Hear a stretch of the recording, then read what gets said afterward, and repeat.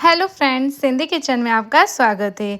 आज मैं आपके सामने मेरी नई रेसिपी सिंधी स्पेशल बेसन की कोकी की रेसिपी शेयर कर रही हूँ, जो कि काफ़ी टेस्टी बनती है। इसको बेसनी भी बोला जाता है और ये नाश्ते के लिए बिल्कुल परफेक्ट होती है। नाश्ते में अधिकतर बनाई जाती है। तो इसके लिए सबसे पहले मैंने 2 कटोरी बेसन ले लिया है और 1 कटोरी इसमें आटा मिक्स कर लेंगे। दोनों बेसन और आटे को मिक्स किया जाता है इसमें। और इसमें 1 चम्मच नमक डालेंगे, आधा चम्मच लाल मिर्च पाउडर डालेंगे, 1 मैंने प्याज को बारीक चॉप कर लिया है और 2 से 3 हरी मिर्च दोनों को बारीक चॉप कर लिया था, दोनों को मिक्स कर लेंगे। इसमें 1 छोटा चम्मच अजवाइन का भी डाल सकते हैं आप।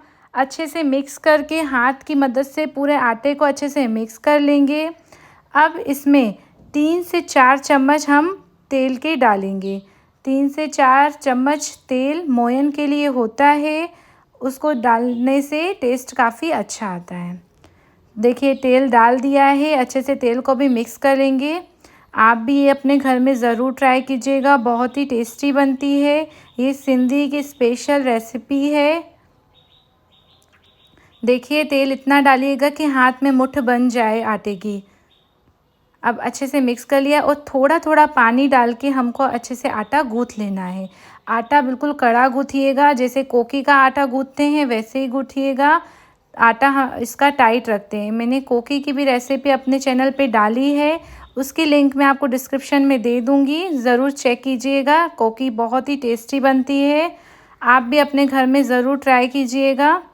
देखिए आटा हमको सख्त आटा गूँथ लेना है, इसी तरीके से आप आटा गूँथिएगा। आटा गूँथ गया है।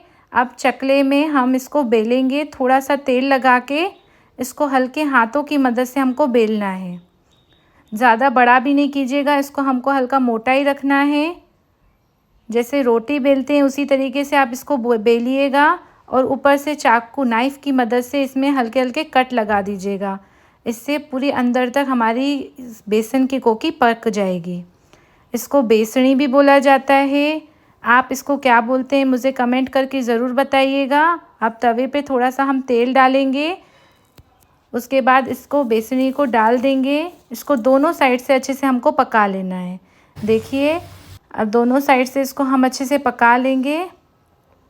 तेल थोड़ा ज़्यादा डालिएगा ताकि अच्छे से हमारी बेसनी पक जाए और लो से मीडियम फ्लेम में इसको हमको पकाना है।